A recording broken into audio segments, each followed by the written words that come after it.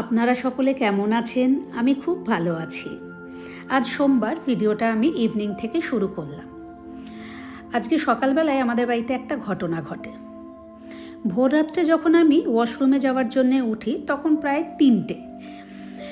তো ওয়াশরুম থেকে বেরিয়ে আসার পরে আমার জল তেষ্টাও পায় এবং ওপরে যে সমস্ত জলের পাত্রগুলো আমরা ব্যবহার করি সবটাই তামা, ইভেন গ্লাসটাও তামা। তো গ্লাস থেকে যখন আমি জল খেতে শুরু করি তখন না টেস্টটা আমার একটু অন্যরকম লাগছিল এবং যতবার ঢোক গিলি ততবার দেখছি যে কি টেস্টটা প্রমিনেন্ট হচ্ছে এবং কিছুক্ষণ পরে আমি বুঝতে পারলাম এর মধ্যে ওআরএস অথবা ইলেকট্রল পাউডার গোলা আছে। কারণ যত ঢোক গিলেছি তত বেশি সেরিমেন্ট তলায় যেগুলো পড়েছিল সেগুলো আমার মুখে আসছে, সেটা দেখেই আমি কনফার্ম হলাম। তো তখন আর তো ছেলেকে কিছু বলার নেই, ছেলে অঘরে ঘুমাচ্ছে।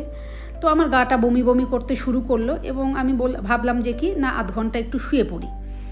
ও মা, আধ ঘন্টা শোয়ার পর ঘুম তো হলোই না, উঠে সে বমি ভোরবেলায়।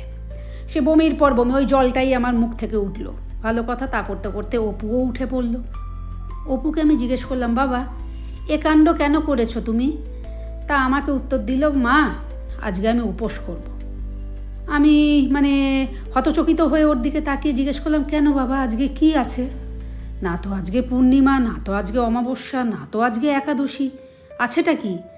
তা না হয় মেনে নিলাম, উপোস করা শরীরের জন্যে ভালো, কিন্তু এই রকমভাবে তামার পাত্রে ওআরএসগুলো কে রাখে?